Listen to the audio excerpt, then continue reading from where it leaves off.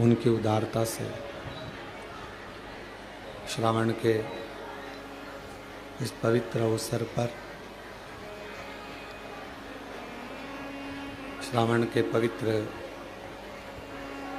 महीने में, जिस समय पर भारत के ही नहीं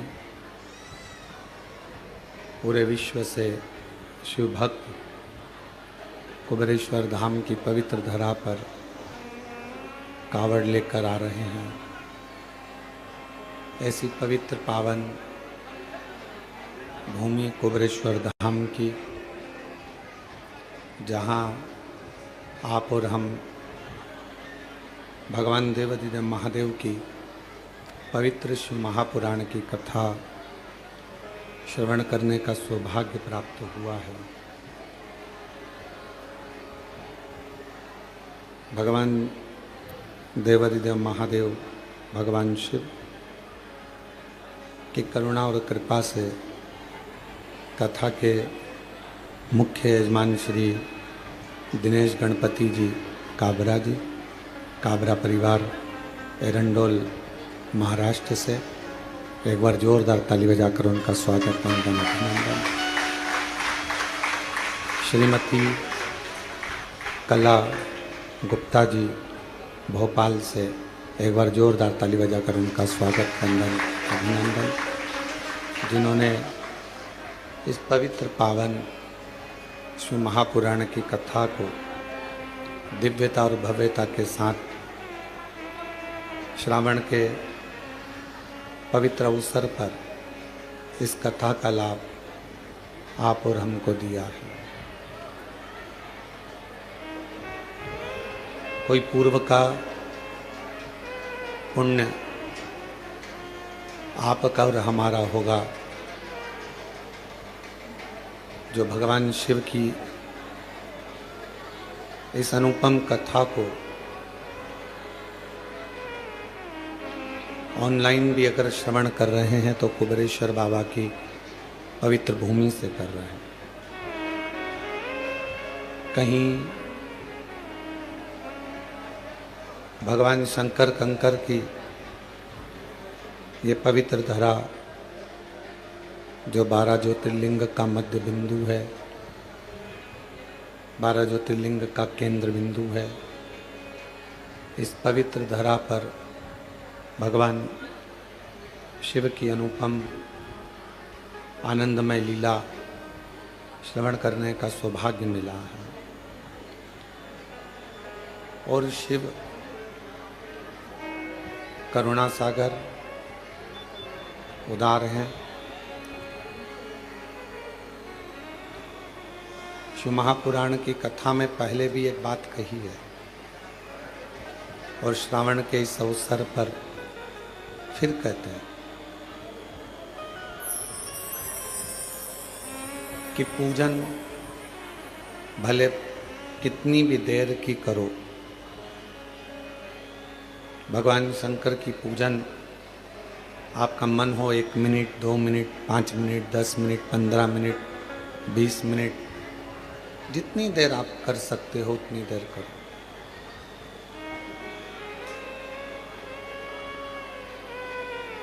पूजन का कोई समय आपके पास में निश्चित हो कि मैं 10 मिनट भगवान शिव को दूंगी या 5 मिनट दूंगी, 15 मिनट में भगवान शंकर को दूंगी। पूजन कितनी भी देर की करो, पूजन कितनी भी देर की करो, उसका मूल नहीं, सबसे मूल है भगवान पर करा हुआ विश्वास, भगवान पर करा हुआ भरोसा, दृढ़ता। चालू करवा दो, लाइट नहीं है, जनरेटर चालू करवा दो।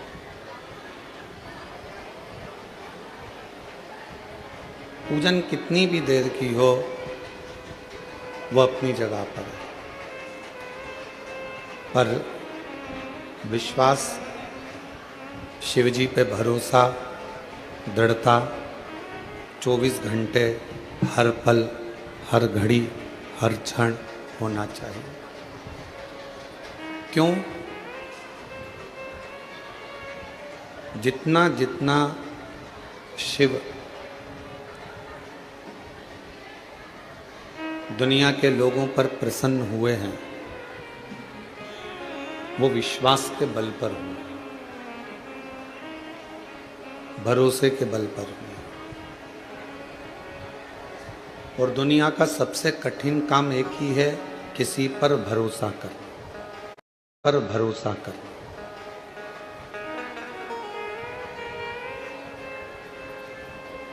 संसार के लोगों पर भरोसा किया या संसार के लोगों पर विश्वास किया तो वो हो सकता है कि वो विश्वास, वो भरोसा टूट जाए। पर यदि भगवान शंकर पर भरोसा किया, भगवान शिव पर यदि विश्वास किया, तो वो भरोसा, वो विश्वास कभी टूटता नहीं। अब भरोसा किसको कहते हैं, विश्वास किसको कहते हैं? आजकल विश्वास की भी बहुत सारी परिभाषाएं हो गई।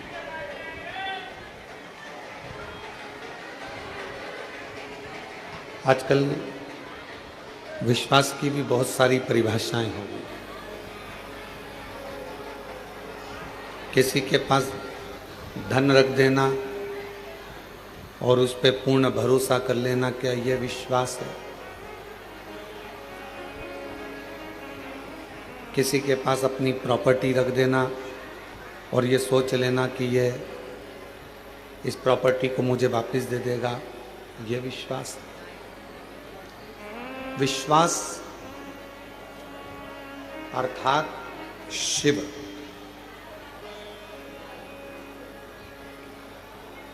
आप किसी को धन दें, आप किसी को संपदा दें ना दें, आप किसी को प्रॉपर्टी दें ना दें, पर जिसको अपना मानते हो, जिसको अपना मानते हो, उसको, जिसको अपना मानते हो उसको शिव का एक स्वरूप मान लो। ये बक्से चल रहा है, जाकर सुनो तो। शिव का एक स्वरूप मानो, भगवान शंकर का एक स्वरूप मानो, एक भरोसा, एक विश्वास, और वो विश्वास हो शिव के प्रति। क्यों? शिव महापुराण की कथा कहती है कि हो सकता है कि परिवार वाले, नातेदार, रिश्तेदार, कुटुंब, कबीला, ये सब हमारा साथ छोड़ दें, पर अंतिम बिंदु तक भी मेरा देव अधिदेव महादेव आपका साथ कभी नहीं छोड़ता। वो हमेशा आपका हाथ पकड़ कर चलता है। और मैंने तेरे ही भरोसे बाबा, तेरे ही भरोसे हवा बीच उड़ती जावानी, बाबा डोर हटो छड़ी नाम कटी जावानी, भोले मैं तेरी पतंग, शंभू मैं तेरी पतंग, हवा बिच उड़ती जावानी, बाबा डोर हटो छड़ी नाम कटी जावानी, भोले मैं तेरी पतंग। एक विश्वास की दृढ़ता में मेरे शिव की प्राप्ति है। कितना सुंदर लिंग पुराण में कहा गया कि हम जब एक चावल का दाना भी यदि भगवान शंकर जी को चढ़ा रहे हैं, मात्र एक चावल का दाना यदि हम शिव जी को समर्पित कर रहे हैं,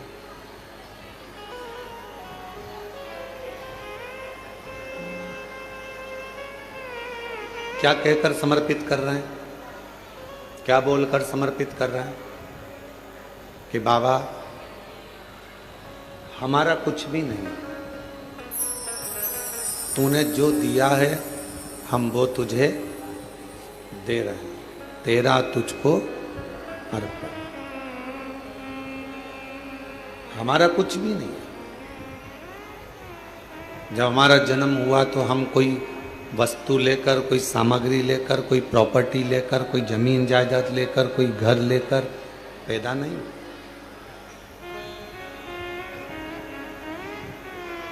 आपको और हमको तो ये भी नहीं मालूम था कि हम किसके घर में जन्मेंगे। आपको और हमको तो ये भी नहीं मालूम था कि हमारा नाम क्या होगा, घर कहाँ होगा, मोहल्ला कौन सा होगा, शहर कौन सा होगा, जिला कौन सा होगा, प्रदेश कौन सा होगा। आपको और हमको किसी को नहीं, किसी को।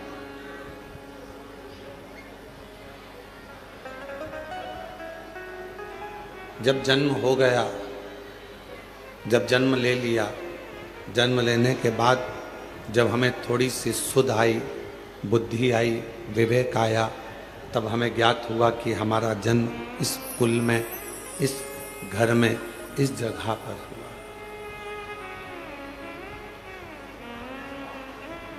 एक फूल को नहीं मालूम होता कि वो सुबह टूटेगा, अर्थी पर जाएगा कि मंदिर में जाएगा। एक फूल को नहीं मालूम कि वो टूटने के बाद किसी के जूड़े में, गजरे में लगेगा, या वो फूल टूटने के बाद किसी की श्रद्धांजलि में जाएगा। फूल को यह नहीं मालूम कि ये पुष्प कहाँ और कब जाएगा, कैसे जाएगा। जैसे पुष्प को नहीं मालूम होता कि वो कहाँ कब किस जगह पर जाएगा, वैसे ही संसार में जन्म लेने वाले एक मानव को नहीं मालूम होता कि वो कहाँ कब और कैसे जाए। पर कुछ पूर्व का अच्छा कर्म होता है, कोई पूर्व का किया हुआ अच्छा कार्य होता है, तो अच्छे कुल में, अच्छे घर में, अच्छे परिवार में और सनातन धर्म में और भारत माता की गोद में जन्म मिल जाता है।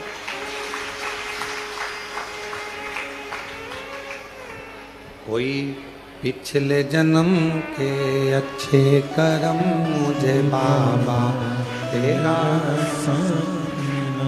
कोई पिछले जन्म के अच्छे कर्म मुझे बाबा तेरा साथ मिला। जहाँ सारी दुनिया झुकती है, जहाँ सारी दुनिया झुकती है, मुझे वो आली दरबार मिला, दरबार मिला। कोई पिछले जन्म के अच्छे कर्म मुझे बाबा तेरा, कोई पिछले जन्म के अच्छे कर्म मुझे बाबा तेरा। कोई पूर्व का जन्म अच्छा होगा, कोई पूर्व का किया हुआ कार्य अच्छा होगा, जो मानव का शरीर पूरा मिल गया। भगवान ने कोई हाथ पैर, आँख, नाक, मुख, कान में कोई कमी ना छोड़ी। श्रवण शक्ति भी पूर्ण दी, नासिका भी पूर्ण दी, नेत्र भी पूर्ण दी है, वाणी भी पूर्ण दी, कोई कमी ना रखी। और पूर्व का कोई अच्छा कर्म होगा, जो आज सावन के महीने में कावड़ लेकर कुबरेश्वर बाबा के धाम में आकर विराजमान है। कोई पूर्व का कर्म अच्छा होगा, जो शिव महापुराण कथा के इस पंडाल में कथा श्रवण करने के लिए जहाँ कथा सुनने के लिए सबका दिल होता है, कंकर शंकर की भूमि पर कथा श्रवण करने के लिए बैठे। और मैं एरंडोल वाले काबरा जी को और गुप्ता परिवार को धन्यवाद देता हूँ। कोई पूर्व का पुण्य होगा जो जजमान पद आपको श्रावण के महीने में प्राप्त हो। इस श्रावण के अवसर पर आप लोग पहुंचे।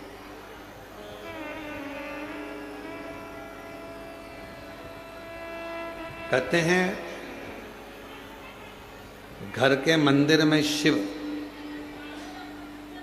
और दिल के मंदिर में शिव दोनों ही कल्याण करने वाले होते हैं, दोनों ही कल्याण करते। घर के मंदिर में जो शिव है, तुम्हारे घर के मंदिर में जो शिवलिंग है, तुम्हारे घर के मंदिर में जो शिवलिंग विराजमान है, वो भी कल्याण करने वाला होता है। और तुम्हारे दिल में, तुम्हारे हृदय में जो भगवान शंकर विराजमान है, वो भी कल्याण करने वाला है। और कितनी बड़ी बात शिव महापुराण में लिखी है कि जिस घर के अंदर शिवलिंग नहीं हो,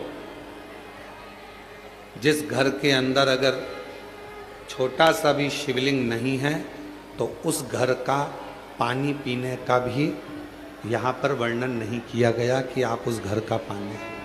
काबरा जी, लिंग पुराण में, शिव महापुराण में, स्कंद पुराण के काशी खंड में, अवंतिका खंड में, केदार खंड में, सब में वर्णन किया गया कि घर के अंदर यदि एक छोटा सा भी शिवलिंग है,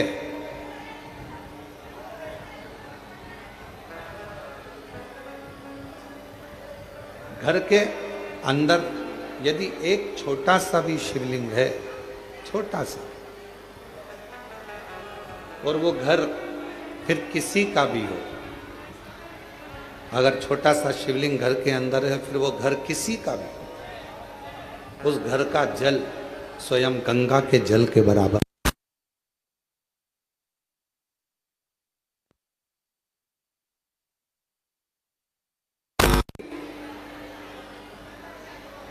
यदि घर के अंदर शिवलिंग विराजमान है, छोटा सा भी अगर शिवलिंग,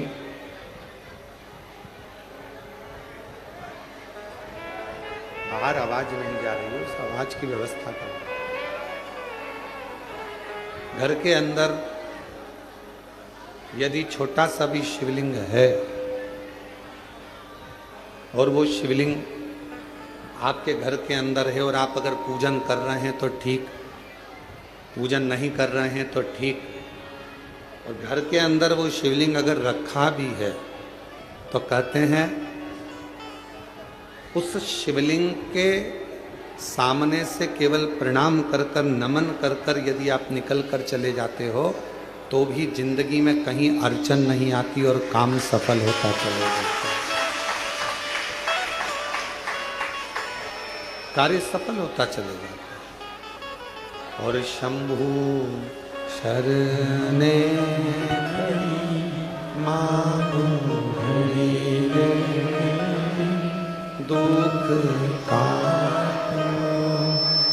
दया कर दर्शन आपो। शंभु शरणे पड़ी मांगू दुख का दया दीन दर्शन आपो। ओ शंभु शरणे पड़ी मांगू घड़ी रे घड़ी दुख काटो। दया दीन दर्शन आपो। एक छोटा सा शिवलिंग घर के अंदर है, तो वह हमारे जीवन में सुख ही सुख देता है, वो तकलीफ नहीं देता। पर ना जाने कैसे कैसे लोग आज के ज़माने में कह देते हैं सोशल मीडिया पर आकर कि घर में शिवलिंग मत रखो। और हम आपसे ये भी नहीं कह रहे कि आप हमारा कहना मानो, हम तो आपसे इतना कह रहे हैं कि गीता प्रेस गोरखपुर की स्कंद पुराण लेकर आओ, गीता प्रेस गोरखपुर की लिंग पुराण लेकर आओ, गीता प्रेस गोरखपुर की शिवमहा पुराण लेकर आओ, नर्मदा पुराण लेकर आओ। आप उसका अध्ययन करो और जब आपको अध्ययन में मिल जाए कि हाँ शिवमहा पुराण की कथा में ये वर्णन है कि घर के अंदर अगर एक शिवलिंग है तो वह हमारे जीवन के सारे दुखों को समाप्त करता चला जाता है, तो मानना कि शिव पुराण।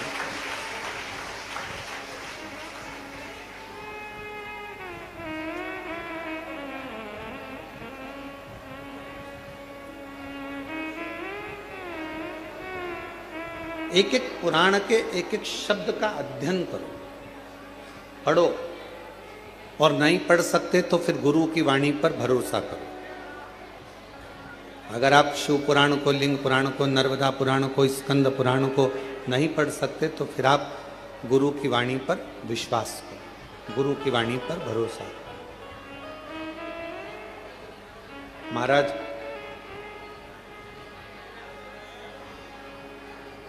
अगर मैकेनिक अच्छा होता है तो गाड़ी बार बार काम नहीं निकालती। एक बार गाड़ी को अच्छा करवा लिया तो वो गाड़ी फिर बहुत दिन तक ठीक चलती रहती है। ठीक है,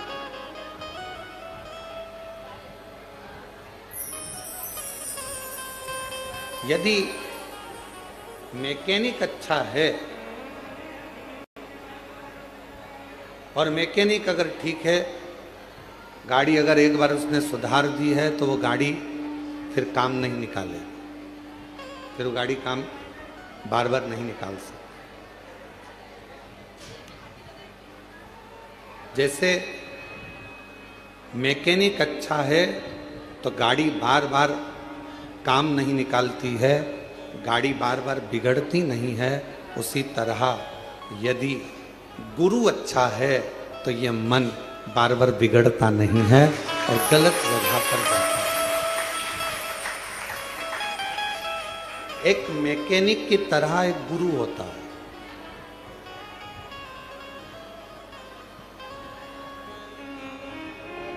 गुरु भी एक मैकेनिक की तरह।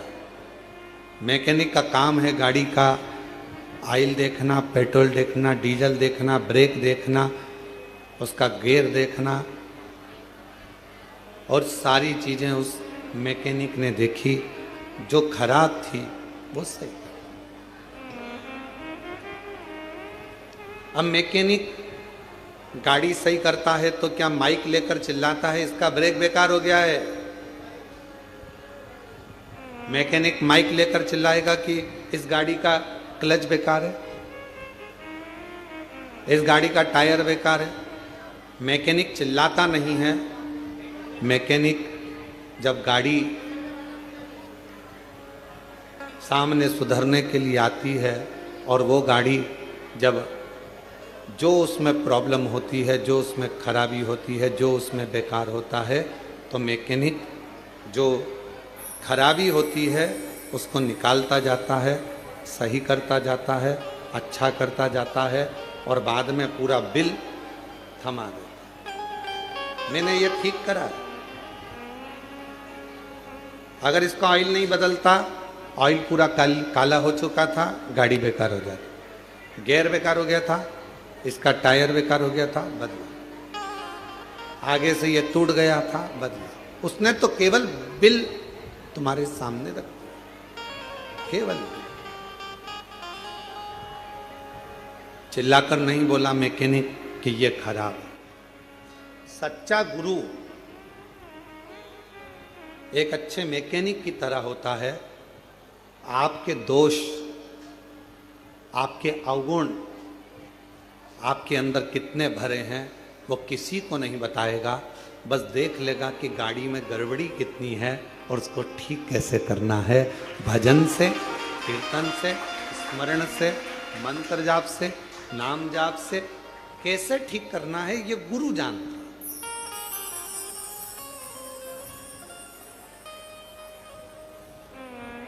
और किसी ने बहुत अच्छा कहा, नहाए धोए हरि मिले, नहाए धोए हरि मिले तो मैं नहाऊं सो बार। अगर केवल नहाने से भगवान मिलता तो मैं 100 बार नहाता रहता। अगर केवल नहाने से भगवान मिलता तो मछली दिन भर पानी में ही रहती है, उसको भगवान मिल जाए, मगर को मिल जाए। नहाए धोए हरि मिले तो मैं नहाऊं 100 बार। हरि तो मिले निर्मल मन से, प्यारे मन का मेल बाहर निकाल, परमात्मा मिल जाए। अब कोई कहे कि तुम नहा कर आ रहे हैं, तुम्हें इनको छूना नहीं, या नहा कर आए हैं इनका स्पर्श मत करना। भगवान कहते हैं, कितना सुंदर शिव महापुराण के अंदर लिखा है, जरा शास्त्र का अध्ययन करिएगा। घर में अगर बुजुर्ग माँ बाप हैं, बूढ़े माता पिता हैं, घर में छोटा सा बच्चा गोदी में है, माँ बाप ने अगर गंदगी कर दी है और घर के बहुओं ने, बच्चों ने उसकी गंदगी को साफ कर दिया, मंदिर जा रहे थे, गंदगी साफ कर कर भी मंदिर गए ना, तो भी भगवान ये नहीं कहेगा कि तू गंदा आया है। घर के बुजुर्ग बीमार हैं, गंदगी कर दिए हैं, उनका शरीर बेकार हो गया है, उस शरीर को आप हाथ लगा रहे हो, गंदगी साफ कर रहे हो, पूरा घर साफ कर रहे हो, और उसके बाद भी भगवान के मंदिर जा रहे हो, भगवान कभी नहीं कहेगा कि तू गंदा है। एक छोटा सा बच्चा माँ की गोद में है, वो बच्चे ने माँ की गोद में गंदगी कर दी, माँ ने उसके बार बार कपड़े बदल दिए, धो दिए, और माँ उसके बाद भी भगवान को जल चढ़ाने जा रही है, तो भगवान कभी नहीं कहेगा कि तुम गंदे हो, भगवान तुम्हारे जल को स्वीकार करेगा। घर के बुजुर्ग माँ बाप, घर के बुजुर्ग सास ससुर, घर के बुजुर्ग, तुम्हारे घर में रहने वाला कोई बूढ़ा है व्यक्ति है, दादा दादी हैं, बुजुर्ग हैं, उनकी सेवा कर रहे हो। तुम मंदिर जा रहे हो और तुमने सोचा कि मंदिर से आकर ऐसा करूंगी, या मंदिर जा रहे हो तो मुझे साफ जाना है, तो शिव महापुराण की कथा कहती है, सबसे पहले बाबा को जल चढ़ाने से पहले अगर कोई घर का बुजुर्ग पलंग पर पड़ा है, बीमार है, और उसने गंदगी भी कर दी है ना, तो पहले साफ करो, फिर बाबा का नाम लेकर बड़े प्रेम से बाबा को जल चढ़ाने जाओ, बाबा तो भी स्वीकार करो। माँ बाप से बड़ी दुनिया में कोई पूजन नहीं। किसने कहा कि माता पिता से बड़ी कोई पूजा नहीं? श्री गणेश जी महाराज ने। पृथ्वी की परिक्रमा करने की बात आई तो श्री गणेश जी महाराज ने अपने माता पिता की परिक्रमा की। किसने कहा कि माता पिता से बड़ा कोई जीवन में अतिथि नहीं होता? भगवान श्री षडानंद कार्तिकेय जी ने। श्री शैलम पर कार्तिकेय जी रुष्ट होकर चले गए, मल्लिकार्जुन में जाकर बैठ गए श्री शैलम पर, भगवान शिव और पार्वती उनके अतिथि बनकर चले गए। कौन कहता है कि पहले देव पूजन करो फिर माता पिता की पूजन करो? नहीं। सुंदर शिव महापुराण के अंतर्गत अशोक सुंदरी का संवाद हम जितनी बार सुनते हैं उतनी बार कम पड़ता है। अशोक सुंदरी सबसे पहले अपने माता पिता, अपने सास ससुर की सेवा में लीन रहती थी, इसके बाद में अन्य कार्य में, अन्य सेवा में, अन्य भजन में जाता। क्यों गुरुजी? घर में छोटा सा बच्चा है, उसने गंदगी कर दी और मुझे जल चढ़ाने जाना था, सुबह सुबह बच्चा उठ गया, गंदगी कर दी, मैं नहा धोकर निकली थी और फिर वापस मुझे मंदिर जाना था और मैं जल चढ़ाने के लिए जा रही थी, गंदगी साफ करी, मंदिर नहीं जा पाई क्योंकि आज मैं बच्चे की गंदगी साफ करी तो मंदिर नहीं पहुंच पाई। शास्त्र कह रहा है माँ को बच्चे गोद में है और चाहे गोद में गंदगी कर दे और माँ उसको साफ कर कर बच्चे को वापिस सुलाकर बड़े प्रेम के साथ अगर मंदिर जाती है तो भी शिव स्वीकार कर लेता है। उसको शंकर कहते हैं, उसको शिव कहते हैं। नहाय धोय हरि मिले तो मैं नहाऊं सो बार। अगर केवल नहाने से भगवान मिलता तो दुनिया में कई लोग ऐसे होंगे जो एक साथ नीचे बैठ जाएंगे, इनसे कहेंगे लाओ एक घड़ा पानी डालो, एक घड़ा पानी डालो, एक घड़ा पानी डालो, एक घड़ा पानी डालो, और 100-200 बार नहा लेंगे और मालूम पड़े हरि मिलेगा।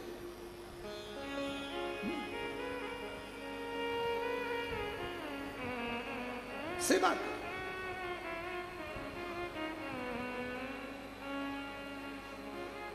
आप सब कुबरेश्वर धाम पर आए हो, कंकर शंकर की भूमि से ऑनलाइन शिव महापुराण की कथा श्रवण कर रहे हो। इस पवित्र धाम पर आने के बाद भोजन व्यवस्था हो, चिकित्सा व्यवस्था हो, एम्बुलेंस की व्यवस्था हो या अन्य जितनी व्यवस्थाएं रहती हैं, सारी व्यवस्थाओं का ध्यान रखा जाता है जिससे किसी को तकलीफ नहीं।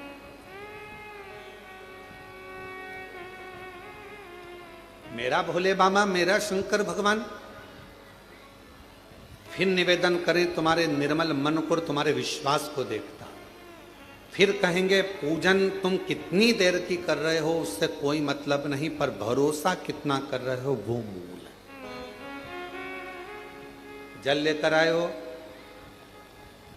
तुम, जब सीवन नदी का जल सीहोर से मां कावड़ में मां सीवन का जल लेकर जब तुम चलो और तुम्हारे कंधे पर जब वो कावड़ का जल तुम्हारे कंधे पर आए, उस समय पर तुम इतना याद रखना कि तुम मां सीवन का जल लेकर नहीं जा रहे हो, तुम भागीरथ बनकर गंगा जी को कावड़ को सिर पर रखकर लेकर,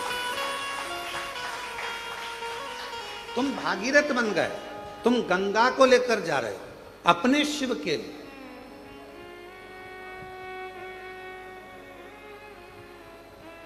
कोई तुमसे कहे जल कहां से भरा, कहा सीहोर से, कितना किलोमीटर जाना है, 11 किलोमीटर है। जल कौन सी नदी का है, तो कहा सीवन का जल है। कब तक सीवन का जल है, जब तक तुमने वहां से नहीं भरा।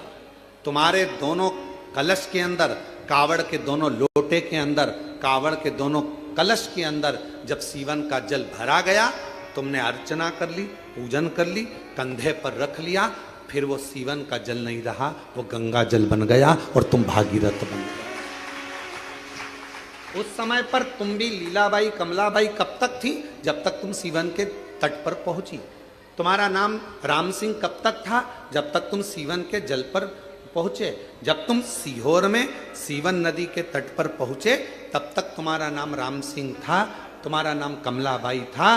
और जब तुमने जल भर लिया तो तुम ना कमलाबाई हो ना राम सिंह हो, लोग तुमको कहेंगे तो कावड़िया ही कहेंगे, वो तुमको नाम से नहीं पुकारेंगे। कावड़िया का मतलब ही यही है, कावड़ लेकर जाने वाला। कावड़ का मतलब होता है कि गंगा के जल को भगवान शिव तक लेकर जाने वाला गंगा।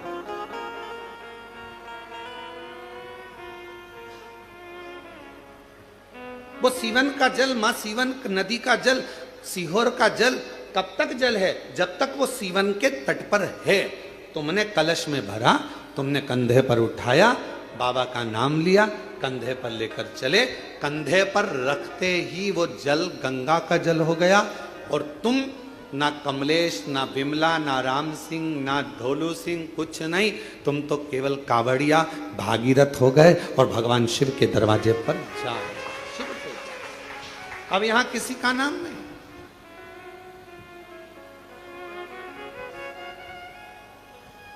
किसी का नाम।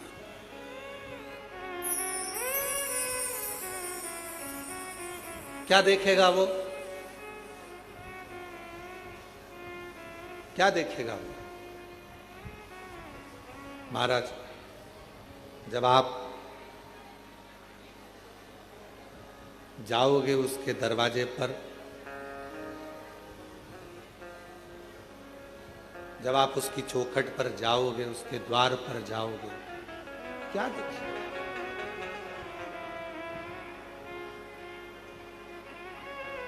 अगर वो देखेगा। अच्छा बोलिए, ईमानदारी से बोलना, जितने लोग आस्था चैनल पर कथा सुन रहे हैं, जितने फेसबुक यूट्यूब पर कथा सुन रहे हैं,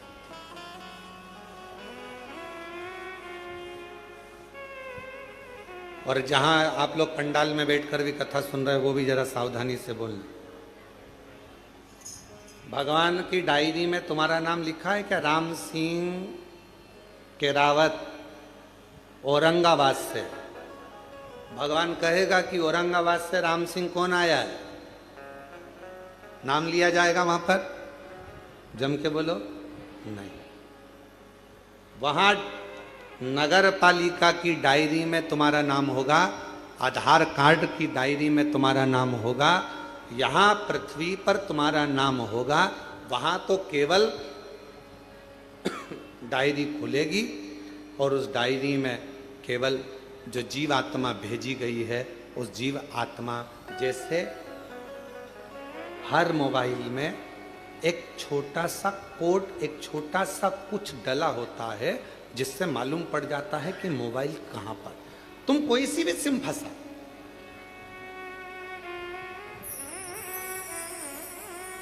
तुम्हारा मोबाइल कहां है, उसने सिम निकाल ली तो भी मोबाइल मालूम पड़ जाएगा कि मोबाइल कहां पर है। परमात्मा के दरवाजे पर तुम्हारा मोबाइल का नंबर, अर्थात तुम्हारा नंबर नहीं चलेगा, तुम्हारा पुण्य कितना है वो देखा जाएगा। ये जीवात्मा आई है, इसका पुण्य कितना है। क्या कहते हैं, ट्रेन में सफर करने वाले को यात्री, फ्लाइट में सफर करने वाले को यात्री, बस में सफर करने वाले को यात्री, उसी तरह भगवान के दरवाजे पर जाने वाले को क्या कहते हैं? भक्त। और गंगा का जल कंधे पर रखकर, किसी भी नदी का जल लेकर शिवालय तक सावन के महीने में जाने वाले को कावड़िया कहते हैं, क्योंकि उसकी लेखनी में वही लिखा है, उसकी लेखनी में वही।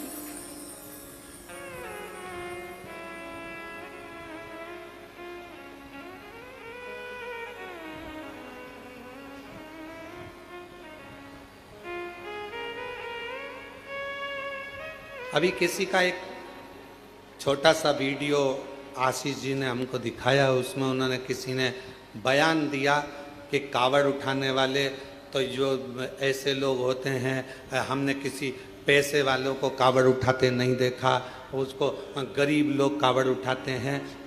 उसको मेरा जवाब है, जिसने ये बोला, उससे कहना है कि जितने कावड़ उठाकर लेकर जा रहे हैं, उसके घर में तेरे जैसे तो नौकर पड़े हैं।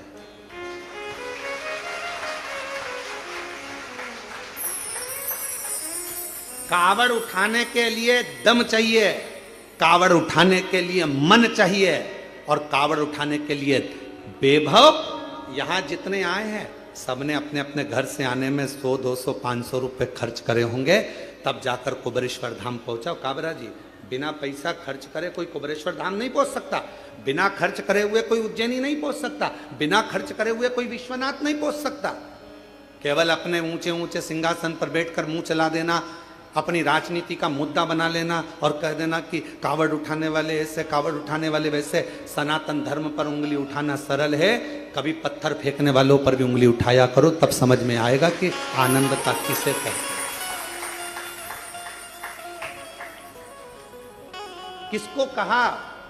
लंकापति रावण सोने की लंका का राजा था, कोई गरीबड़ा नहीं था, जिसके दरवाजे पर स्वयं भगवान को भी रूप बदलकर राम जी का रूप धरकर जाना पड़ा था रावण के सामने। कितना विद्वान होगा जिसके दरवाजे पर 33 कोटि देवता सामने खड़े होते थे, सारी अप्सराएं, गंधर्व, किन्नर, नाग, पशु पक्षी जिसके द्वार पर रहते थे। सोने की लंका का अधिपति था।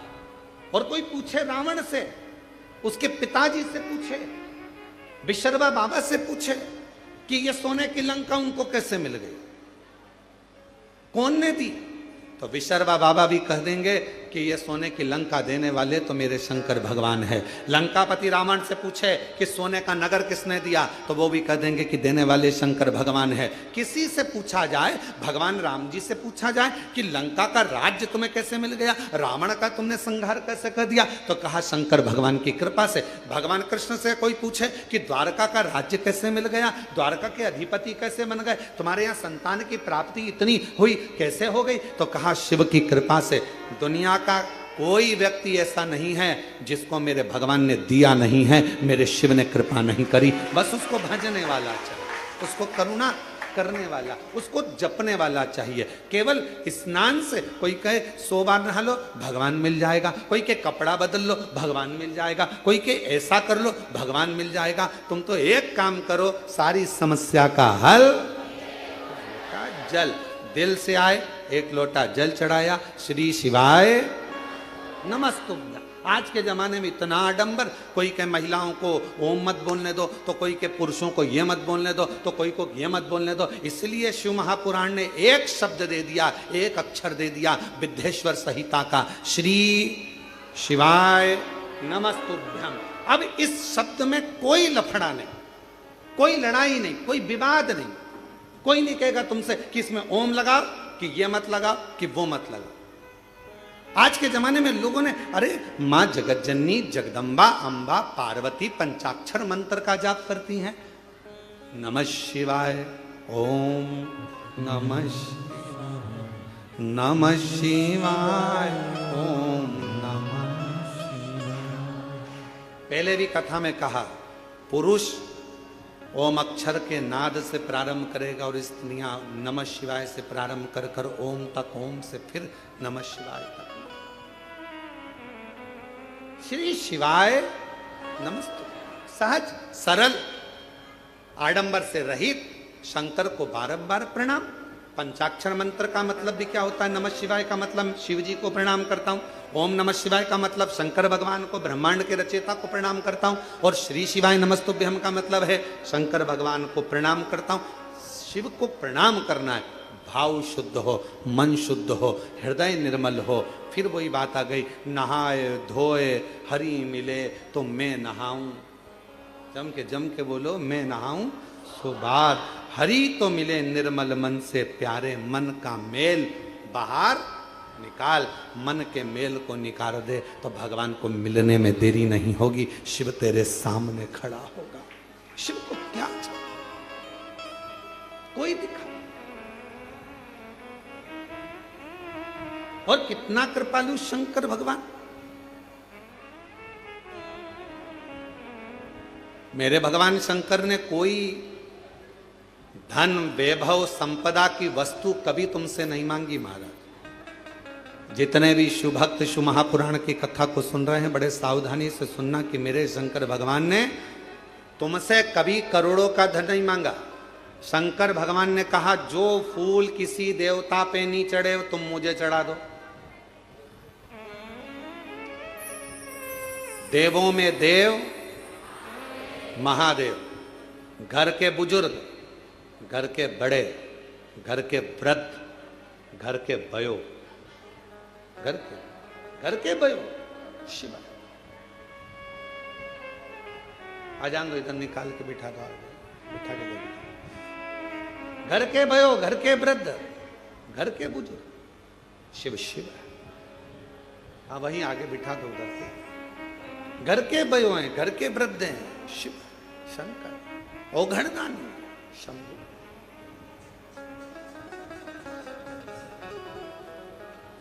जो पुष्प, जो फूल कोई देवता स्वीकार ना करे वो मुझे दे दीजिए। और कितनी सुंदर बात कही,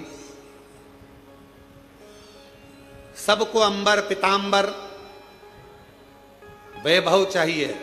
शिव जी कहते हैं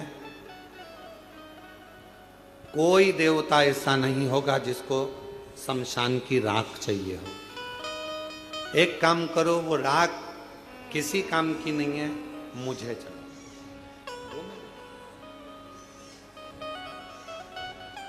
वो राख मुझे दे दो, वो शमशान की भस्म मुझे ला कर दे दो, वो मैं धतूरा मुझे दो। एक मंदार का फूल, एक शमी का पत्र। जो मंदार आंकड़ा यहाँ वहाँ मंदार लगा रहता है, कौन सा देवता जिसके ऊपर चढ़ता? कोई देवता नहीं। मंदार में जहर जैसा भाव, विष का तत्व होता है। कौन देवता स्वीकार करेगा? तो कहा मंदार मुझे दे दो। शमी का वृक्ष, जिस शमी के पत्तियों को शिव लेते हैं, उस शमी के डाली पर पक्षी भी नहीं बैठता, क्योंकि कांटे सबसे ज्यादा संख्या में शमी के वृक्ष में हो। उसको नहीं लेता, देवता भी नहीं स्वीकार, कोई देवता नहीं लेगा। कांटे का है, कांटे का है, कांटे का है, कौन लेगा? पक्षी नहीं बैठता, कांटे लगे हैं। मंदार भी ये सही है, विष से परिपूर्ण है, पक्षी बैठना पसंद नहीं करते मंदार के पेड़ पर, मंदार के पौधे पर। विष, अगर मंदार का फूल आप शंकर जी को चढ़ा रहे हो, फूल तोड़ते समय तुम्हारी आंखें नीचे होना चाहिए, क्योंकि मंदार का टूटने पर अगर उसका दूध हमारी आंखों में चले जाता है तो आंखें खराब हो जाती है। अब जरा सोचिए, विचारिए कि कितना विष होता होगा, कितना विष भरा होता होगा। कौन देवता स्वीकार करेगा? कनेर का पुष्प कौन देवता स्वीकार करते? जो पुष्प कोई ना ले वो मुझे दो, जो पत्ती कोई ना ले वो पत्ती मुझे दो, मुझे वो दे दो जो किसी काम का नहीं है, क्योंकि शिव कहते हैं जो किसी काम का नहीं होता वो मेरे काम का होता है, और मेरे काम का हो गया तो फिर वो जगत के काम का होगा। जो मेरे काम का हो गया वो पूरे जगत के काम का हो जाएगा, पूरे जगत के काम का।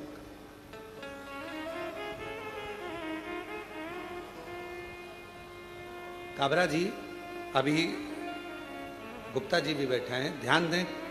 काशी में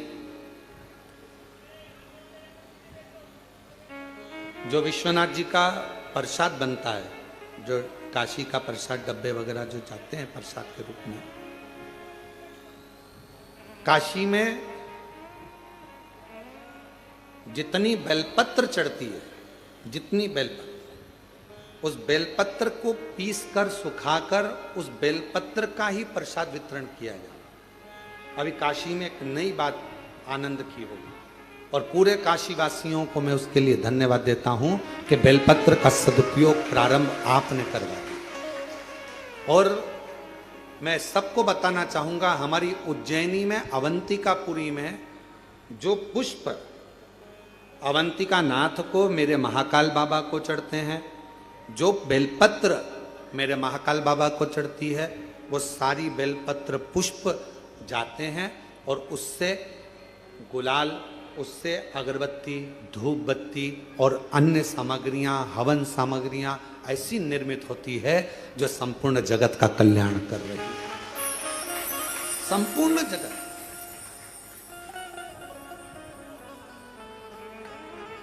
यहां पर आते हैं लोग कुबेरेश्वर धाम पे, हमसे पूछते हैं गुरुजी हम यहाँ आए हैं, हम यहाँ से क्या प्रसाद लेकर जाएं? हम उनको कहते हैं आप कंकर शंकर लेकर जा रही हो ना, अगर आपके पास में बेलपत्र है, चढ़ाई है, उठाकर ले जाओ। किसी ने बेलपत्र पूजन कर कर चढ़ाई है, तुम्हें रोड पर, यहाँ पूरे ग्राउंड में कहीं बेलपत्र अगर पड़ी हुई मिल रही है, उसको उठा लो। अगर यहाँ 2 दिन ठहरे हो, सुखा लो, नहीं सुखा सकते संभाल के रख लो। घर जाना, सबसे पहले प्रसाद में वही बेलपत्र का पत्ता तोड़ तोड़ कर देना, फिर बाबा देखो कैसी कृपा कर, करुणा कर। कोई पूछे तुम कुबेरेश्वर बाबा के धाम गई थी, वहां से क्या लेकर आई? तो बेलपत्र लाई हूं, रुद्राक्ष लाई हूं और कुबेरेश्वर धाम का कंकर शंकर लाई। बस मैं रुद्राक्ष स्वयं के लिए लाई हूं, परिवार के लिए लाई हूं। मैं ये कंकर शंकर खुद के लिए लाई हूं, परिवार के लिए लाई हूं। और बेलपत्र का पत्ता, ये बेलपत्र सब पूजन कर रहे थे। जमीन पर छोड़ रहे थे, मैंने उसमें से प्रसाद के रूप में मांग लिया, क्योंकि कंकर शंकर तो सब एक हैं। आपने विनय कर कर उनसे बेलपत्र मांग ली, देना बाबा घर के लिए प्रसाद के रूप में मैं ये बेलपत्र लेकर आए। बेलपत्र लाए, दे दी थोड़ी थोड़ी। और विश्वास कहता है उस बेलपत्र का आनंद आपके जीवन में वो सुख लाता है कि आनंदित जीवन अपने आप प्रारंभ हो जाता है।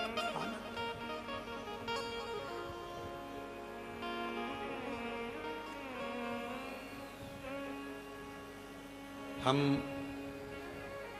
इस प्रांगण में भी ज्यादा नहीं निकलते। क्यों? आप लोग चरण छूने का प्रयास करते हो, और हम हमेशा एक ही बात कहते हैं कि चरण हमारे नहीं, देवाधिदेव महादेव ये कंकर शंकर की भूमि है। यहाँ शंकर के चरण पकड़ो, बाकी के किसी के चरण मत पकड़ो। यहाँ शिव के शंकर। हम नहीं निकलते। जब भी कोई कार्य देखने के लिए बाहर निकलते हैं और कोई कहता है गुरु जी कृपा, हम उनसे कहते थे वो नीचे बेलपत्र पड़ी, उठाओ जरा, लाओ ले जाओ। बाबा सब करुणा करते हैं, बेलपत्र से बड़ा क्या दे। कुबेरेश्वर धाम आए हो तो 3 चीजों का स्मरण रखना। पहले नंबर पर रुद्राक्ष। यहां का रुद्राक्ष ना बेचा जाता है ना किसी को दिया जाता है। यहां का रुद्राक्ष तो झोली पसार कर, हाथ फैलाकर बाबा के दरवाजे से मांग कर लेकर जाओ और कहकर जाओ बहुत तकलीफ में हूं, मुझे विश्वास है तू मेरी झोली भर देगा, मैं वापिस आऊंगी, मैं तुझे लेकर जा रही हूं। बहुत बीमार है घर में, उसके लिए तू चल, उसकी रोग उसका दुख मिटा देना। कुबेरेश्वर बाबा तेरे भरोसे पर आई हूं। मैं नहीं जानती कि मैंने कुछ पुण्य करा कि नहीं करा, पर एक पुण्य जरूर करा कि आज तेरे धाम से मैं तुझे अपने घर तक लेकर जा रही हूं।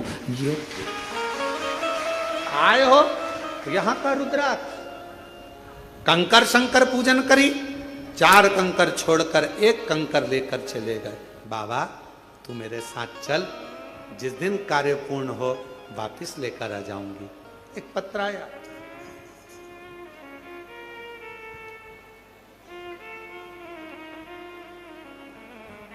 उस पत्र में उस बहन ने लिखा, मेरा नाम ज्योति साहू है, मेरे पति का नाम राजेश साहू है, मैं नर्मदापुरम मध्य प्रदेश की रहने वाली हूं। हम 9 साल से किराए के मकान में रहते हैं। हमने बहुत बार प्रयास किया हमारा खुद का मकान हो, पर पति अकेले कमाने वाले, हमारे यहाँ कुछ ऐसा धन नहीं कि हम कोई मकान ले सके। फिर किसी ने कहा कि सियोर वाला महाराज कथा कहता है और वहाँ कंकर शंकर की भूमि है, अगर वहाँ जाकर कुछ मांगा जाता है 3 महीने में बाबा बुला लेता। हम पहली बार 1 मार्च 2025 को यहाँ आए। अभी कौन सा महीना चल रहा है? जम के बोलो, जुलाई। ये कब आई? 1 मार्च 2025 को हम सीहोर में आ गए। कथा सुनी, बाबा से झोली पसार कर, इसी कथा के पंडाल में बाबा को झोली पसार कर कहा, हमारी हैसियत नहीं कि हम मकान ले सकें, क्योंकि खाने तक के लाले। किराए के मकान में रहते रहते 9 साल हो गए। आप करुणा करेंगे, सबकी झोली भरते हो, मेरी भी भर दो। कंकर ले गए, रुद्राक्ष ले गए, बेलपत्र ले गए, और बाबा ने ऐसी कृपा कर दी लोगों की। तो 3 महीने में, हमारे को तो बाबा ने 15 दिन के अंदर ही रिजल्ट दे दिया, और हमारी हैसियत से ज़्यादा हमारे बाबा ने झोली दी। गुरुदेव इतना दिया मेरे बाबा ने कि मेरी झोली खाली। क्या बोलूं मैं कि झोली तंग हो गई, इतना मेरा बाबा दे। मकान दुकान क्या ना देता, और तेरी कृपा का क्या है। कहीं बैठी हो, मेरा नाम ज्योति साहू है, मेरे पति का नाम राजेश साहू, नर्मदापुरम मध्य प्रदेश की रहने वाली है। तेरी कृपा का क्या है भरोसा, कब किस पर हो जाए जरा से पर कर दो जरा से। हम पर कर दो। जिस पर भी हो गई तेरी करुणा कृपा। जिनका पत्र है वो पीछे से आना, जिनका भी पत्र है आगे से कोई नहीं आएगा, जिनके भी पत्र पढ़ेंगे वो पीछे से आए, पीछे वाले रास्ते से। शिव शिव है, शंकर शंकर है। कंकर शंकर की भूमि कुबरेश्वर धाम पर आ रहे हो, सेवा करो। झाड़ू मिल जाए झाड़ू निकालो, झाड़ू ना हो कोई सामान पड़ा हो उस जूट से थोड़ा सा मार्ग सुलभ करो। कंकर शंकर एक जगह रखे हैं, उनको उठाकर दूसरी जगह रख दो, सफाई करो, साफ रखो। रुद्राक्ष खूब प्रेम से मांगो बाबा के दरवाजे से, खूब आ जाओ।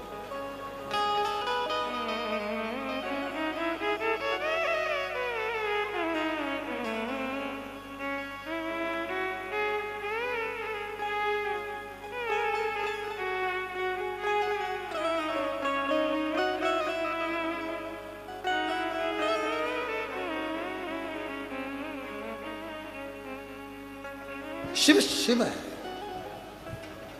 कंकर शंकर की धरा पर आए हो। कथा में आए हो, अगर कथा सुनने में आपका मन है, चित्त है, कावड़ चढ़ाने आए थे, 2 मिनट की कथा मिल गई है, प्रेम से एक जगह पर बैठकर, ये मत देखो कि हॉल में जगह नहीं, बाहर ये तो कंकर शंकर की भूमि है, जहां बैठोगे दिल से सुनोगे, बस हृदय से बैठकर बाबा से अपने मन का भाव कहो, दिल से। एक रुद्राक्ष, दूसरा कंकर शंकर, तीसरा बेलपत्र। विश्वास, भरोसा और पूर्ण। जब भरोसा होता है, दृढ़ता होती है, तो भगवान सुनता है।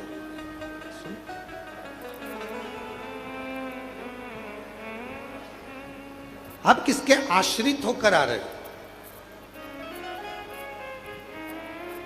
आप किसके भरोसे जा रहे हो? आप देवादिदेव महादेव के आश्रित होकर शंकर भगवान का भजन करने गंगा का जल, मां सीवन का जल लिया, गंगा का जल भाव रखकर, कावड़ को सिर पर रखकर, कंधे पर रखकर शिवनाम लेते लेते श्री शिवाय नमस्तुभ्यम बोल बम बोल बम बोल बम बोलते बोलते शिव के दरवाजे तक आ। देने वाला वो, करो। शिव जी ने कहा कि मुझे वो दे दो जो किसी काम का नहीं है, उसको मैं अपने पास रखकर काम वाला बना दूं। कर भगवान ने अपने तन से लगाया, आज वो संसान की राख भी लोग अपनी तिजोरी में रखते हैं संभाल कर, अगर मंदिर से मिल जाती है तो। अवंतिका नाथ से, मेरे विश्वनाथ जी से अगर भस्म भी मिल जाती है तो लोग उसे संभाल कर रखते हैं। नहीं तो राख है, भस्म है, कौन संभालेगा, कौन रखेगा? पर चपटी भभूत में है खजाना, कुबेर का खजाना चपटी भभूत में। जैसे कंकर शंकर की भूमि को कुबरेश्वर महादेव कहते हैं, कुबेर भंडारी की भूमि कहते हैं, यहाँ की रज, यहाँ का कंकर, यहाँ की धूल, यहाँ की मिट्टी स्वयं कुबरेश्वर बाबा का चरण का प्रसाद है।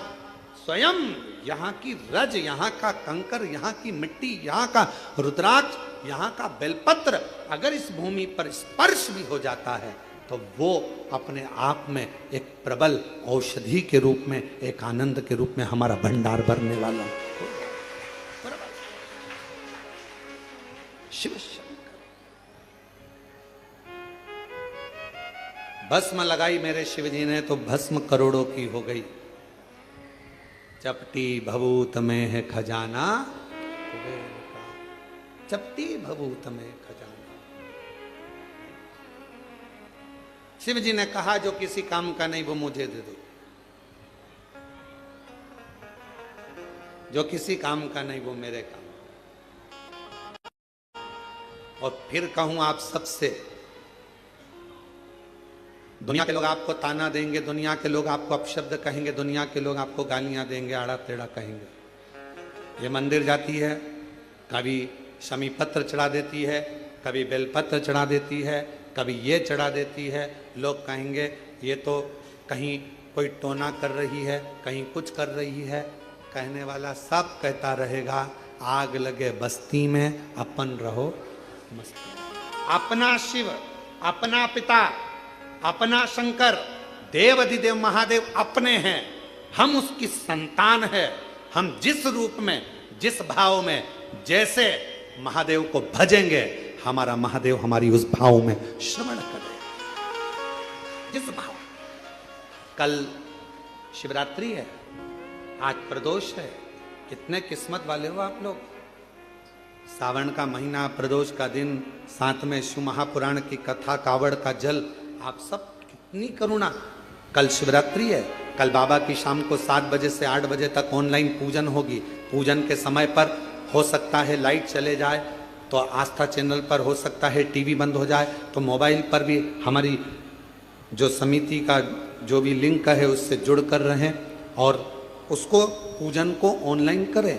मान लो ऑनलाइन करने में भी आगे पीछे हो जाओ, टेंशन मत लेना। बाबा का भजन करना, दिल से बाबा को भजते रहना, श्री शिवाय नमस्तुभ्यम कहते रहना और बाबा को निमंत्रण देते रहना। बाबा तुम्हारा कल्याण जरूर। पूरा विश्व, पूरा देश नहीं विदेश में भी लोग कल का इंतजार कर रहे हैं। सावन की शिवरात्रि का इंतजार पूरी दुनिया करती है। एक एक बेटा बेटी जो कंपटीशन एग्जाम में बैठने वाले होते हैं, पढ़ने वाले होते हैं, दुकानदार, व्यापारी, महिलाएं, सब कल का इंतजार करती हैं कि सावन की शिवरात्रि का ऑनलाइन पूजन होगा। हम पार्थिव शिवलिंग का पूजन करेंगे, शंकर जी कुबेर भंडारी हमारे घर में आएंगे। साल भर हमारा भंडार खाली नहीं होगा, हमारा घर परिपूर्ण होगा, बड़ा होगा। इंतजार करें। आप और हम सब जो घर पर नहीं है, जो यहाँ है, वो यहाँ पूजन करेंगे। शाम को 7 बजे आप और हम इसी हाल से बड़े आनंद के साथ में पार्थिव लिंग का पूजन बाबा को ऑनलाइन पूरी दुनिया के साथ में, पूरे विश्व के साथ करेंगे। हृदय से पुकारना उसको, हृदय से। और आखिरी में जब पूरी पूजन हो जाए, पंडित जी विसर्जन का मंत्र बोल दें, और अगर मंत्र ना भी लाइव में आ पाए, आखिरी में पूजन होने के बाद विसर्जन का भाव रखते हुए बाबा से झोली पसार कर कह देना, बाबा कुबेर भंडारी खूब भंडार भरना, रिद्धि सिद्धि के साथ, पूरे परिवार के साथ हमारे घर में सदा विराजमान रहना, करुणा करना। हम भले आपको विसर्जन कर दें, पर आपकी कृपा हम पर जीवन पर्यंत रखना, ऐसी करुणा, ऐसी करुणा। शिव जी ने कहा कि जो किसी काम का नहीं वो मुझे दिया जाए।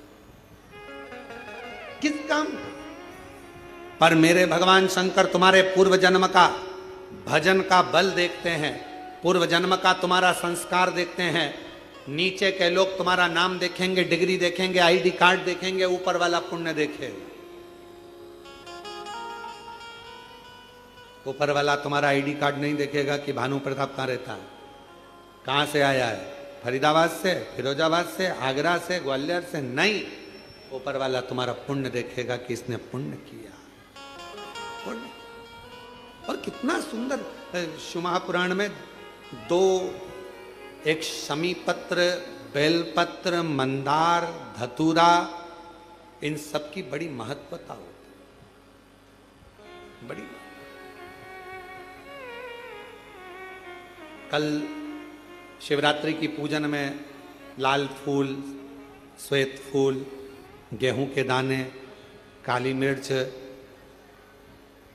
तिल, धतूरा, इन सब का बड़ा महत्व होता है। इसलिए एक एक चीज जो शिव पुराण में वर्णित है उसको छाट छाट कर आप लोगों को लिस्ट चल रही होगी आस्था चैनल पर।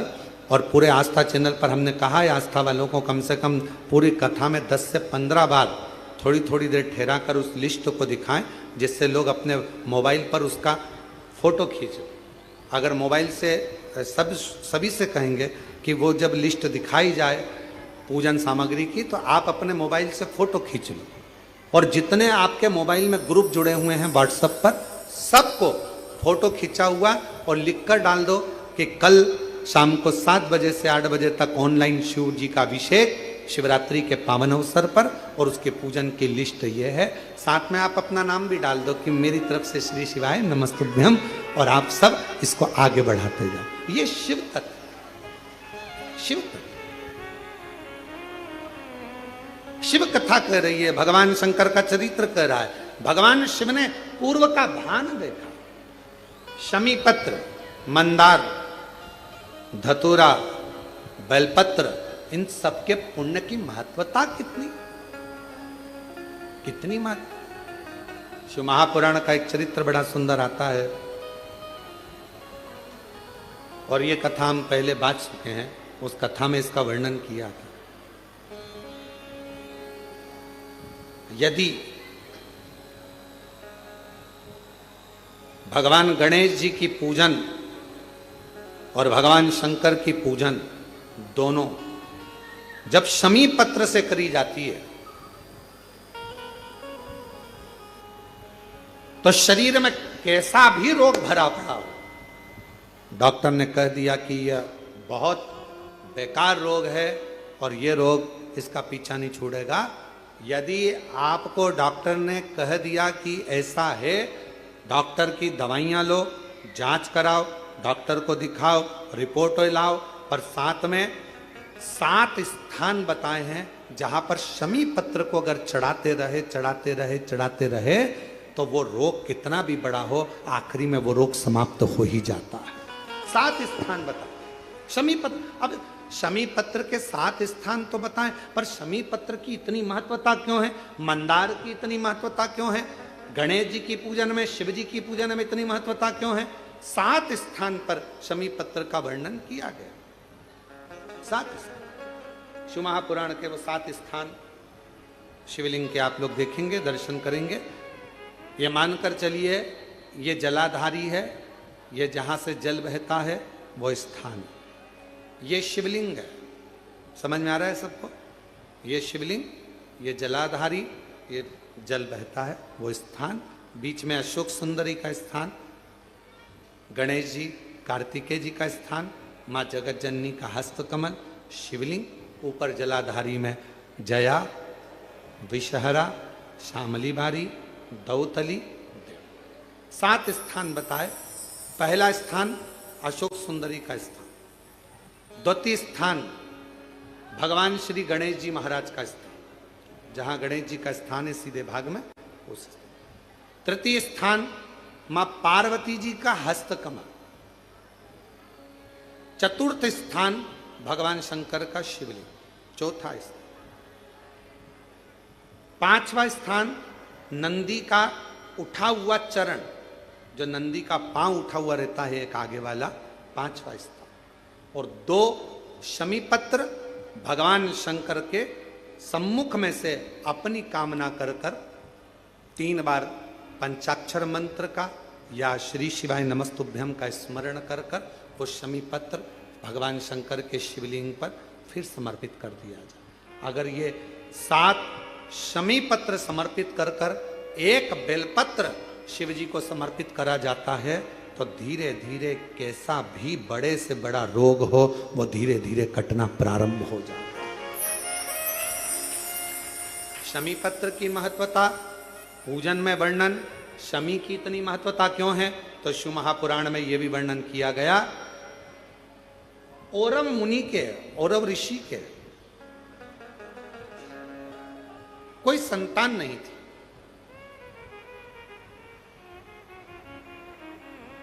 और औरव ऋषि की कोई संतान नहीं थी, बड़े दुखी थे। उनकी धर्म पत्नी ने एक दिन औरव ऋषि से पूछा कि संतान की प्राप्ति के लिए क्या करा जाए। औरव ऋषि ने कहा कि शिव के अलावा कौन, तो शंकर की आराधना करी उनकी धर्म पत्नी ने भी और औरव ऋषि ने। और शिव आराधना का फल ये मिला, धर्म पत्नी प्रदोष काल आता था, शाम के समय भगवान शंकर की आराधना में डूब जाती थी और औरव ऋषि भी शाम के समय शिव की आराधना करते थे, शाम के समय। और नमः शिवाय, ओम नमः शिवाय, नमः शिवाय, श्री शिवाय नमस्तुभ्यं, श्री शिवाय नमस्तुभ्यं। स्मरण में लगे हैं औरव ऋषि। उनकी धर्मपत्नी भी शाम के समय भगवान शंकर का भजन कर रही, बाबा से प्रार्थना करी, रोज शाम के समय पर भगवान शंकर की आराधना करते, पूजन करते, स्मरण करते। शिव जी ने कृपा कर कर उसका गर्भ ठहर गया। गर्भ ठहरने के बाद एक लड़की ने, कन्या ने जन्म लिया। कन्या ने शाम के समय जन्म लिया, इसलिए औरव ऋषि ने और उनकी पत्नी ने उसका नाम शमी रख दिया।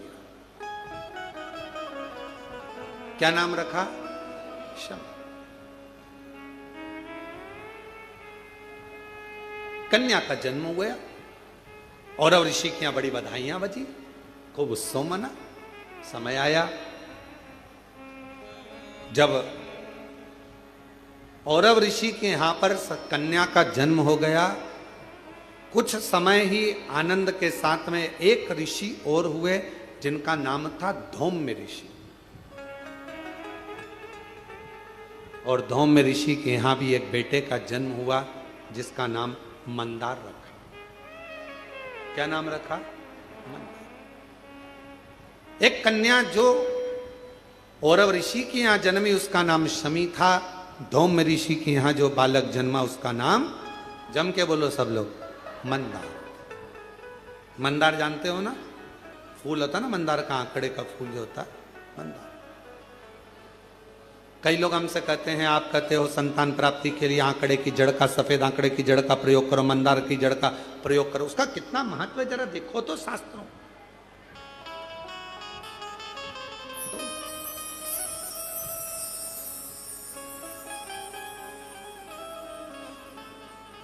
औरव ऋषि की बेटी बड़ी हुई, धौम्य ऋषि का बेटा बड़ा हुआ।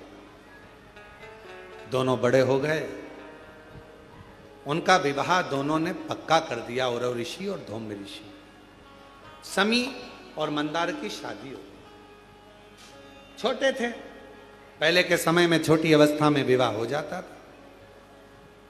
आज के समय में तो अवस्था हो जाती है, छोटा समझ में ही नहीं आता कब विवाह करना। पहले लोगों ने विचार करा, पढ़ाओ पढ़ाओ पढ़ाओ पढ़ाओ पढ़ाओ, मना नहीं। फिर नौकरी नौकरी, धंधा पानी, नौकरी नौकरी करते करते कब 30-35 साल के हो गए, विवाह का ध्यान नहीं रहा। फिर बाद में लड़का देख रहे, लड़की देख रहे, विवाह पक्का ना हो पा रहा। फिर ना जाने कहां कहां जाकर, महाराज जी हमारी पत्रिका देखो, महाराज जी हाथ देखकर बताओ, महाराज जी कुछ बताओ, शादी हो जाए, ब्याह हो जाए, जल्दी से ब्याह हो जाए, शादी हो जाए, ऐसा कोई उपाय बताओ, कोई ऐसा काम करो। अरे भाई, जब विवाह का उम्र था, पढ़ो, मना नहीं, खूब विद्याध्ययन कराओ, मना नहीं, काम धंधे से भी लगो, मना नहीं, बिजनेस करो, नौकरी करो, सब करो, पर शादी जैसे एक उम्र होती है कि मिलिट्री में, आर्मी में इतनी उम्र के व्यक्ति को लिया जाएगा, उसके बाद लेते हैं क्या उसको? जम के तो बोलो जरा। नहीं, मिलिट्री की उम्र है, कमाने की उम्र है, माता की गोद में बैठने की उम्र है, हर चीज की उम्र है। उसी तरह विवाह की भी एक उम्र है, शादी भी समय पर करिए। आज जो इतने इतने ना जाने कितने कितने बखाड़े हो रहे हैं रोज सोशल मीडिया पर, अखबारों में रोज पढ़ने को मिलता है, ऐसा हो गया, वैसा हो गया। समय पर सब चीज अच्छी लगती है, समय का ध्यान, समय। इसीलिए शिव महापुराण की कथा कहती है, धन सत्ता वैभव कुर्सी पद प्रतिष्ठा मिलना, ये मिल रहा है, प्राप्त हो रहा है। धन मिला, सत्ता मिली, वैभव मिला, कुर्सी मिला, पद मिला, प्रतिष्ठा मिली, सब कुछ मिली। हो सकता है कि ये तुमको प्राप्त हो जाए, कैसे ना कैसे मिल जाए, कैसे ना कैसे तुम्हारे भाग्य में आ जाए, ये सब मिलना भाग्य की बात नहीं है। सबसे ज्यादा भाग्य की बात तब है, सबसे ज्यादा भाग्य की बात तब है जब, सबसे ज्यादा भाग्य की बात तब है जब एक अच्छा गुरु और एक अच्छी धर्म पत्नी आपकी संगनी बनकर साथ चले, तो समझ लेना कि भाग्य। एक गुरु अच्छा मिल जाए, एक धर्म पत्नी अच्छी मिल जाए। गुरु तुम्हें स्वर्ग की सीढ़ी चढ़ाने की राह बताता है और धर्म पत्नी तुम्हारे साथ रहकर घर को स्वर्ग बनाने का प्रयास करती है। धर्म पत्नी,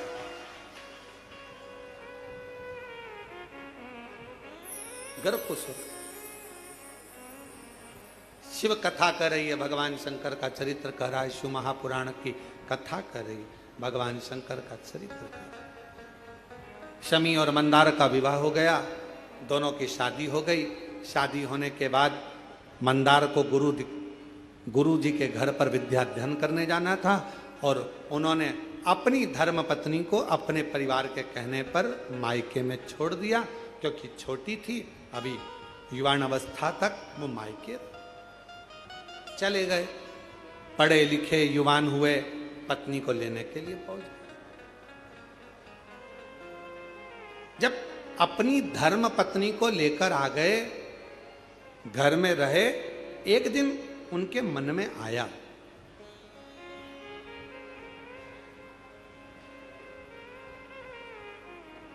उनके मन में भाव प्रकट हुआ, चलो अपने गुरु जी से मिलकर आते हैं, चलो। और दोनों शमी और मंदार दोनों बड़े अलमस्ती के साथ जाने लगे। चलते चलते बीच में भुषुंडी ऋषि का आश्रम पड़ गया। अब भुषुंडी ऋषि को तो आप जानते ही होंगे कि भुषुंडी ऋषि का आश्रम मतलब भुषुंडी बाबा कैसे थे, गणेश जी के परम भगत। और भुषुंडी ऋषि ऐसे ऋषि थे भुषुंडी जी कि शायद दुनिया में इतना सुंदर ऋषिवर कोई हुआ ही नहीं, इतने सुंदर थे। अप्सरा लोक को छोड़कर भुषुंडी बाबा का केवल दीदार करने के लिए, दर्शन करने के लिए आती थी, इतने सुंदर।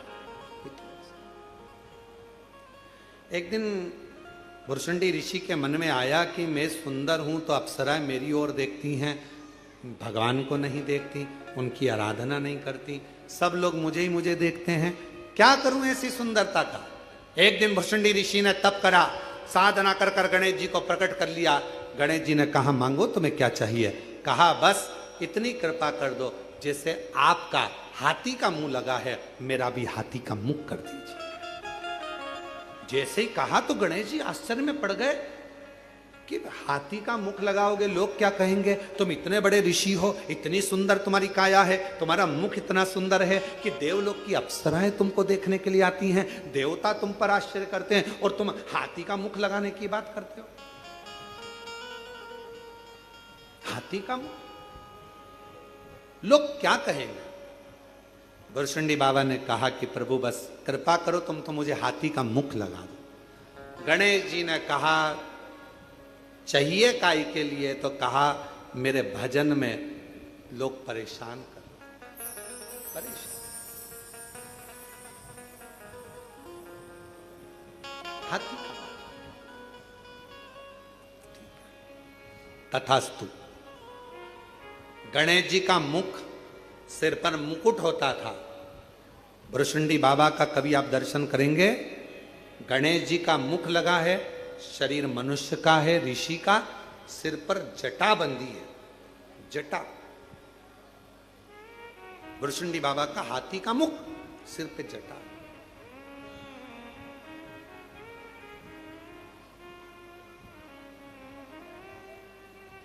भुषुंडी बाबा वहां अपने आश्रम में थे। शमी और मंदार निकल कर जा रहे थे दोनों। अब नवयुवक थे, युवान थे, कई बार हंसने में आ गया। जैसे ही उन्होंने भृशुंडी बाबा का रूप देखा कि हाथी का मुख लगा है, मनुष्य का शरीर है, सिर पे जटाबंदी है, बड़े हंसने लगे और जो ठाका लगाकर हंसे, इतनी देर में भृशुंडी बाबा को क्रोध आ गया। और भृशुंडी बाबा को जैसे ही ऋषि को क्रोध आया, उन्होंने श्राप दे दिया, ए शमी, ए मंदार, तुम इतने सुंदर, इतने विद्वान, इतने ज्ञानवान होने के बाद भी एक ऋषि पर हंसे हो, मैं श्राप देता हूं, ये तुम्हारी जड़ता है, इसलिए तुम दोनों वृक्ष के रूप में हो जाओ, ये मेरा श्राप है।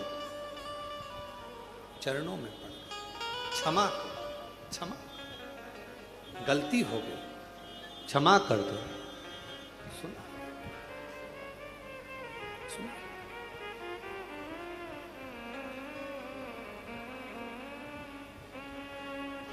बहुत समय हो गया, ना तो शमी आई, ना मंदार आया, ना शमी आती है ना मंदार आता। पिताजी को लगा और अब ऋषि को लगा कि मेरी बेटी से मिलकर आऊं। मिलने गए तो बेटी नहीं थी। कहा धौम्य ऋषि ने, दोनों गए हैं पर आए नहीं, ढूंढने निकले। और अब ऋषि ढूंढने निकले, धौम्य ऋषि ढूंढने निकले, ढूंढते ढूंढते वहीं उसी स्थान पर भृशुंडी बाबा के, भृशुंडी ऋषि के आश्रम पर पहुंच गए। वहां पर जाकर नमन करा कि मेरे बेटे और बहू आए थे, क्या आपने देखा है? कहा उन्होंने मेरी हंसी उड़ाई, मैंने उन्हें श्राप दे दिया, वो वृक्ष बन गए। महाराज कृपा करिए, कृपा करिए, इन दोनों की मुक्ति का कोई उपाय बताए। मुक्ति का कोई उपाय। कहा मैं गणेश जी की आराधना करता हूं, आप भी गणेश की आराधना करो। श्राप तो मैंने दिया है, पर श्राप से मुक्त भगवान श्री गणेश जी महाराज कर देंगे। धौम्य ऋषि ने और औरव ऋषि ने गणेश जी की आराधना करना प्रारंभ करी। गणेश जी प्रसन्न तो हो गए। गणेश जी ने कहा मांगो क्या चाहिए? भृशुंडी ऋषि ने मेरे बेटा बहू को श्राप दे दिया है, उन्हें श्राप से मुक्त कर दो। भृशुंडी बाबा से, भृशुंडी बाबा ने तुरंत उसी समय पर गणेश जी महाराज बोले, भृशुंडी ने श्राप दिया? वो तो मेरा परम भगत है, और अगर उसने श्राप दिया है तो मैं उस श्राप को तोड़ नहीं सकता। आप कुछ और मांगना हो तो मांग लो। महाराज क्या मांगे? आप उन दोनों वृक्ष पर कृपा कर दो। गणेश जी महाराज ने कहा आज मैं वचन देता हूं, शिवपुत्र गणेश वर देता है। भगवान शंकर के गणेश कह रहे हैं मैं शिवपुत्र गणेश आज वर देता हूं, ये शमी और मंदार का पेड़, वृक्ष, इसकी पत्ती और इसके फूल जो मेरे पिता शिव जी को समर्पित करेंगे, जो मुझे समर्पित करेंगे, जो उनके मन की कामना होगी वो सारी कामना उनकी हम पूर्ण करेंगे।